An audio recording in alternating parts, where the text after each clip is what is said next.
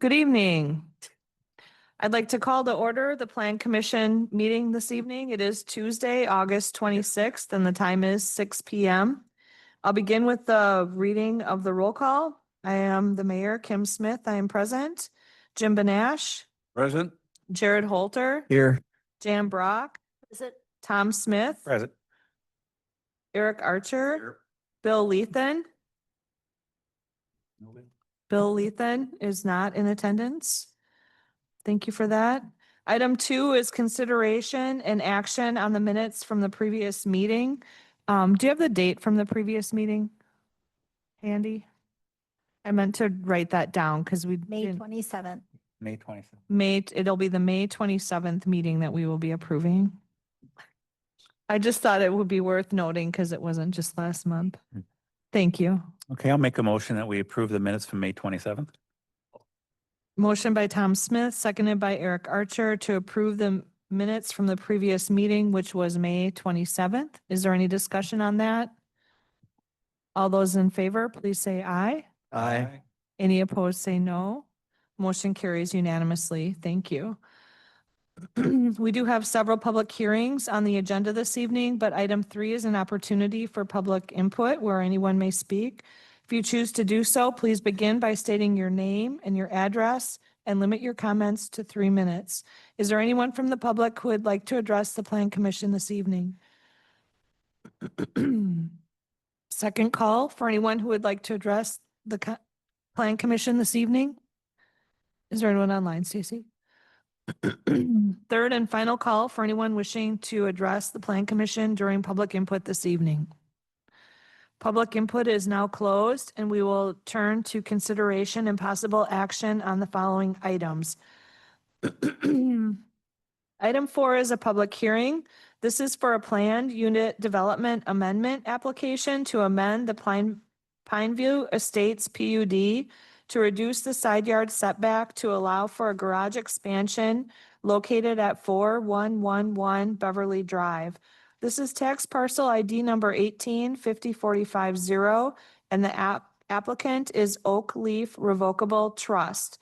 I'd like to open the public hearing at this time and ask if anyone would like to speak in favor of this planned unit development amendment.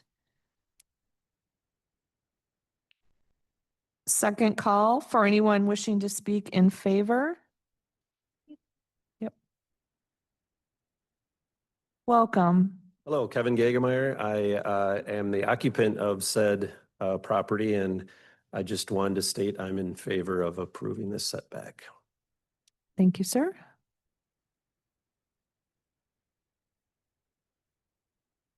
All right. Anyone else wishing to speak in favor? Final call for anyone wishing to speak in favor. That portion of the public hearing is closed, and I'll now ask if anyone would like to speak against the planned unit development. Anyone wishing to speak against this PUD for the Pineview Estates? Third and final call for anyone wishing to speak against. The public hearing is now closed, and I'll ask Katie Aspenson to introduce the staff recommendations to the Plan Commission this evening. Katie? Thank you, Mayor. This property is located within the Pineview Estates subdivision, which has a requirement that the minimum side yard setback, and only in this subdivision, is 20 feet. This setback is in excess of the city's standard side yard setback of 6 feet for properties that are zoned R1 low density residential. In 2021, the city of Onalaska approved a PUD amendment to allow for individual properties to come forward on a case-by-case basis to reduce the side yard setback from 20 feet if prior approved by the Pineview Estates Architectural Committee. This approval has been granted, and the property owner now requests to reduce the northern side yard setback from 22 feet 3.5 inches to 8 feet 3.5 inches in order to accommodate a garage addition. The city looked at all of our basic standards for review for planned unit developments. This is a permitted accessory structure, is allowed in this district. The site adheres to our site dimensional standards table. There are no requested deviations related to perimeter or lot area. In terms of setbacks, they are requesting to reduce the northern side yard setback. Again, there is a minimum of a 20-foot, and the proposed reduction meets the city's side yard setback requirements. City staff are in support of this request as it is a continuation of the original approved PUD deviation. The Architectural Committee has approved the reduced setback and the garage addition. There are no requested deviations related to building height, environmental design, architecture, streets, utilities, and drainage, traffic calming design, circulation access, landscaping, and signage. As a public hearing has been held, testimony should be considered before deciding on the requested Pine View Estates PUD application. City staff have put together a total of 4 conditions of approval for this development. Thank you. Thank you for that. With that said, I'll turn this matter over to the Plan Commission. What is your desire?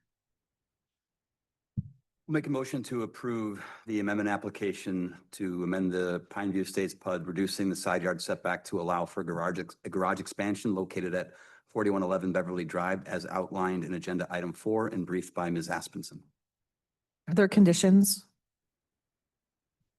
with conditions as stated. Thank you. I'll second. Okay, we have a motion on the floor by Eric Archer. It's been seconded by Tom Smith. Is there any further discussion? Go ahead. Just one question. When a PUD fee is paid, where does that money go? Does that go into the general fund or a specific area when they pay for that fee? It goes into a specific fund. I believe it's the zoning line item revenue for general fund. Okay, thank you. Thank you. Any other questions or comments? Okay, the motion on the floor is to approve this amendment with the 4 conditions. All those in favor of approving this, please say aye. Aye. Any opposed, say no. Motion carries unanimously. Thank you. Thank you, Kevin, for coming in tonight. Item number 5 is a public hearing. This is for the Unified Development Code text amendments to sections 130232 and 130234 related to the planned unit development overlay districts and the downtown planned unit development overlay district. The applicant is the City of Onalaska. At this time, I would like to open the public hearing and ask if there's anyone from the public that would like to speak in favor of these text amendments. Second call for anyone wishing to speak in favor of the UDC text amendments. Third and final call for anyone wishing to speak in favor. That portion of the public hearing is now closed, and I would like to ask if anyone would like to speak against the Unified Development Code text amendments. Second call for anyone wishing to speak against these amendments. Third and final call for anyone wishing to speak against. The public hearing is now closed with no one offering comment. So I'll ask our city planner to make a brief summary for the Plan Commission. Katie? Thank you, Mayor. City staff reviewed all of the planned unit developments, planned unit developments amendments, and PCID amendments that have been considered by the Plan Commission and Common Council since the adoption of the UDC in 2020. The purpose was to determine if common requests were being heard over and over again and see if modifications were instead needed to the Unified Development Code as opposed to hearing them on an individual case-by-case basis. Additionally, where possible, city staff always is looking to improve clarity in our ordinances and reduce duplicative language where it exists. So, for example, within this particular section, there's 2 areas where we talk about setbacks. And I'm trying to reduce the amount of duplication in staff reports and also clarity for the applicant coming forward. So instead of referring to setback deviations and height deviations, that's all listed under our lot dimension standards and site dimension standards, as that's where they're all located in our code. So just trying to point people to one location and be more clear about what it is that we're reviewing. One of the more commonly requested deviations that we routinely allowed was common open space for PUDs. The city routinely let people do less than what the minimum was. And many of times it was because these properties are commercial or industrial in nature and having common open space doesn't necessarily make sense. Because of this, we're looking to change it. Knowing though, however, if you are doing a residential subdivision, it's very common for the city to be offered parks as part of their development. This would not inhibit that. They still allow accessible stormwater management ponds. So much of what they would offer in terms of common open space, they already do and could continue doing. Especially for multifamily departments, we actually require more open space as part of the code in a different area. So the standard that it exists today just isn't seeming to serve the purpose that we originally intended. Enclosed in your packet is a red line version of all the existing UDC sections with the proposed amendments. And I'm here to answer any questions that you might have on this topic. Thank you, Mayor. Thank you. With that said, I'll turn this matter over to the Plan Commission. What is your desire? We'll need a motion to put it on the floor for discussion. I'll make a motion to approve the Unified Development Code text amendments for sections 13.02.32 and 13.02.34 related to PUDs, overlay districts, and downtown planned unit developments. Second? We have a motion on the floor by Jared Holter. It's been seconded by Jim Benash. Discussion? Jim Benash? Just for clarity purposes, a comprehensive plan can incorporate a planned unit development overlay district. Is that correct? So our comprehensive plan is the Livana 2040 comprehensive plan, and that is a 20-year vision for our community. The purpose of the Unified Development Code is to make that planned unit, is to make that comprehensive plan come to life. So if we want to see parks and open space, if we want to see downtown development and we would rather not have a bunch of parking, you would use your zoning code to try and make that come to life, because we would say you don't need to have as much parking, or we want minimum size acreages for parks. Those regulations live in the zoning ordinance. So if you have a property that is in excess of 1 acre in size, you can apply for a planned unit development to allow you to have up to 5 deviations from our code for the life of the development. So that's what this is only referring to, very specific properties. It does not apply to every property in the city. But then it's basically for commercial, institutional, and not residential? Nope, you can do it for residential. So any piece of property that is in excess of 1 acre, we could apply for a PUD. For example, City Hall, earlier this year, we applied for a planned unit development in order to allow for the construction of our new sign.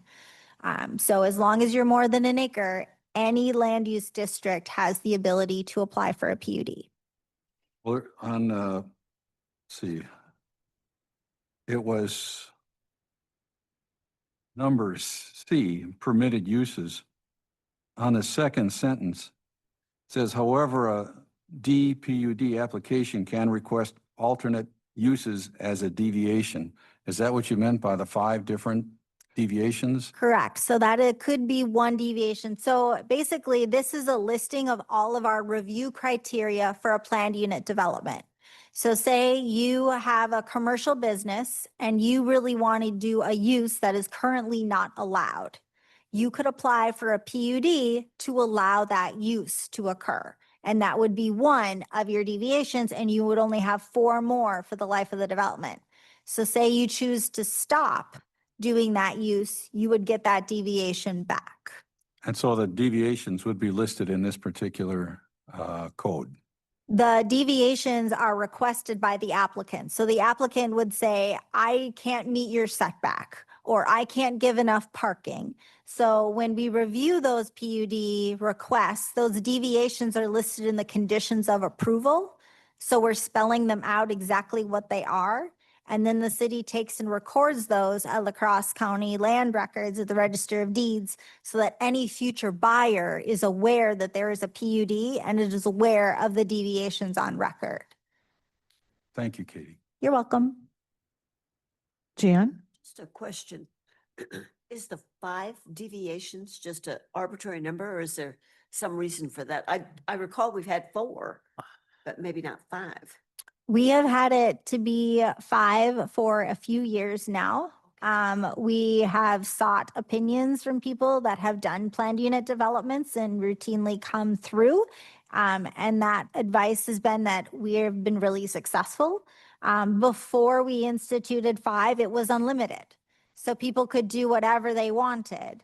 And that didn't end up working for us. And by having 5, it is really asking the developer to truly choose what is it that you need to make your development work, not just, I don't want to follow the rule for the sake of not following a rule.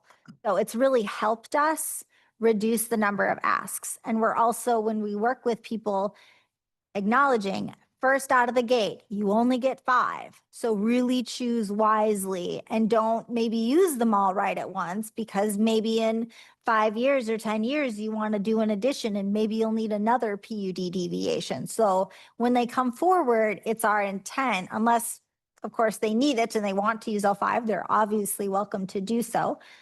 We always try to leave a little wiggle room for the future to accommodate unknown development. Okay, any other questions? Eric?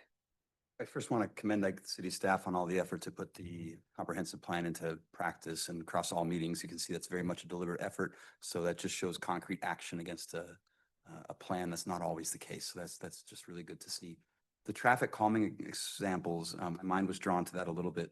It looks like what we're striking in terms of language is traffic calming measures and good street design shall be considered. So it's not directive in terms of it will be implemented. It's just saying that it shall be considered. Traffic calming design, as I understand, is meant to help slow and regulate traffic within an area. So from a safety perspective, my question would be is why would we take the requirement to think about safety out? And then especially when we've seen instances in our city of people passing aggressively on the right, in one instance near St. Pat's, killing somebody. So that is one instance, but traffic calming in of itself, why would we remove the requirement to think about it? I'll go first and then you. Okay, who was going to go? Jared? I can take that a little bit, I guess. So looking at this, when I looked it over and looked through it, it's really, the impetus is really on staff for starters. And this is so vague and so there's so many things with traffic calming. I agree that there's nothing, it's not hurting anything having it in here.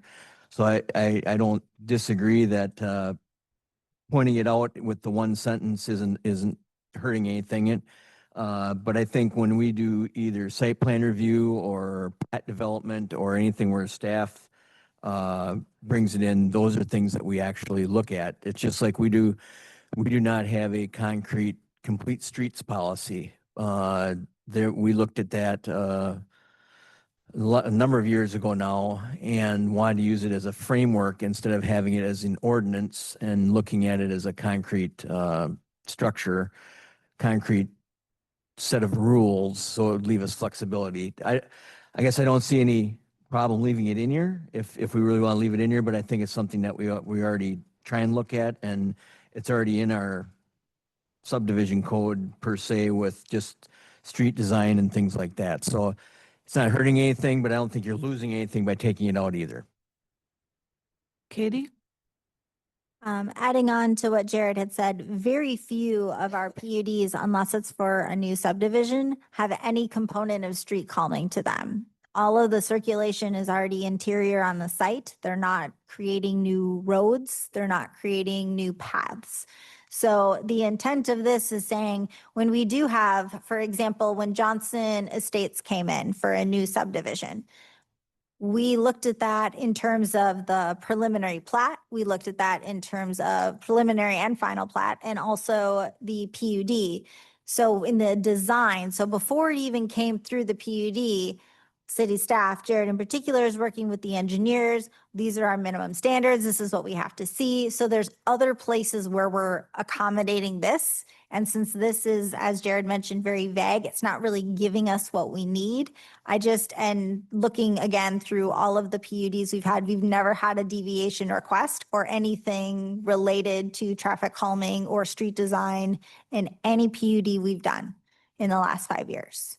Eric's thoughts made a lot of sense to me. If it's needed and it's vague, then what we do is we improve it and clarify it versus remove it, right? Like we can improve that and make it be specific. But what I hear you say is that there is a screen ahead of this where it would already be addressed. So really, it's not a matter of this is clear or vague. It's a matter of it's redundant in that the screen is already done, which really renders that whole conversation moot. Is that fair? That's fair. All right, thank you though for that. It was a good conversation. Anyone else? Anything else?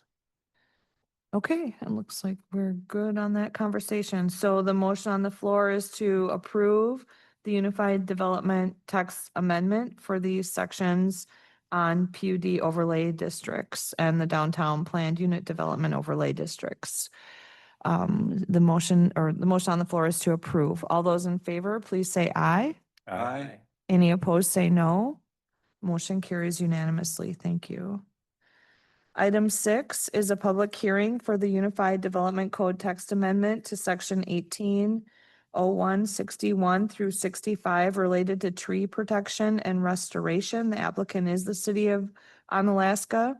At this time, I would like to open the public hearing and ask if anyone would like to speak in favor of this Unified Development Code text amendment. Anyone wishing to speak in favor? Third and final call for anyone wishing to speak in favor. That portion of the public hearing is now closed, and I will ask if anyone would like to speak against the Unified Development Code text amendment related to tree protection and restoration. Anyone wishing to speak against? Third and final call for anyone wishing to speak against. The public hearing is now closed, and I will again turn to Katie Aspenson for a brief summary of this topic. Thank you, Mayor. Due to recent case law related to tree preservation ordinances, city staff reviewed our section of the UDC for conformance with those case law outcomes and recommendations. The 3 notable changes that staff are proposing to the ordinance include as follows: clarification on when a tree preservation plan is required, the process to obtain approval to remove in excess of 80% of any specimen tree, and 3, the creation of a tree mitigation fund, which the city can utilize for purchasing, planting, and maintaining trees on public property, acquiring wooded property that shall remain in a naturalistic state in perpetuity, or to educate citizens and developers on the benefits and values of trees. The amount of the payment required for each replacement tree shall be the city's annual estimated tree planting cost for a 2-inch caliper tree. Enclosed in your packet is a red line version of the amendment. I'm here for any questions that you may have. Thank you. Thank you for that. Okay, we'll get a motion on the floor. I'll make a motion that we approve the Unified District Code text amendment to section 13.0161 through 65 related to tree preservation and restoration. I'll second. Thank you for that. We have a motion on the floor by Tom. It's been seconded by Eric Archer. Discussion. Not seeing or hearing any discussion. The motion on the floor is to approve. All those in favor, please say aye. Aye. Any opposed, say no. Motion passes unanimously. Thank you. Item 7 is a certified survey map application to subdivide one parcel into 2 parcels located at 4001 Gabriel Way and 4008 Brook Elizabeth Drive. This is tax parcel ID number 186630-0, and the applicant is Quincy Giese. We'll turn it over to Katie to do a brief summary of this item. Thank you, Mayor. The property owner constructed a twin home at the stated addresses and as allowed per the zoning and land use plan of the Grandy Estates PUD. They are looking to formally subdivide this parcel down the common wall of the twin homes to create a total of 2 parcels. Proposed parcels lot 1 and 2 meet all dimensional requirements in the low medium density residential R2 zoning district. City staff have put together 9 conditions of approval for this development. Thank you. Thank you for that. Do we have a motion? Make a motion to approve the certified survey map application subdividing one parcel into 2 residential parcels with the 9 conditions as outlined in agenda item 7 and briefed by Ms. Aspenson. Second. Thank you. We have a motion on the floor by Eric Archer. It's been seconded by Tom Smith to approve this application with the 9 conditions. Is there any questions or comments from the committee? Go ahead, Jim Benash. The idea here is to build another single-family attached residential dwelling, just like the one that already exists on that property. Is that the idea? So there is currently a Twindo, so 2 units that are attached via common wall. The purpose of this application is to subdivide the land in half so that there'll be one parcel with one of the units and the land around it, and then the other parcel will have the second unit and the land around it, as opposed to one piece of land and 2 units on it that would share that land. So each side of the Twindo will get to own their property and their house. That's all they're requesting, is to split it in half. Thank you. You're welcome. Are there any other questions or comments? Okay, the motion on the floor is to approve this with the 9 conditions. All those in favor, please say aye. Aye. Anyone opposed, say no. Motion carries unanimously. Thank you. Item 8 is adjournment. All those in favor, please say aye. I'll make a Aye. motion to adjourn. Oh, sorry. Thank you, Chair. Second that. Wow, okay. We have Jared Holder makes a motion to adjourn. Eric Archer seconds it. Is there any discussion? All those in favor? Aye. Aye. Aye. Any opposed? We're adjourned. What's the time? 6:26. Sorry about that.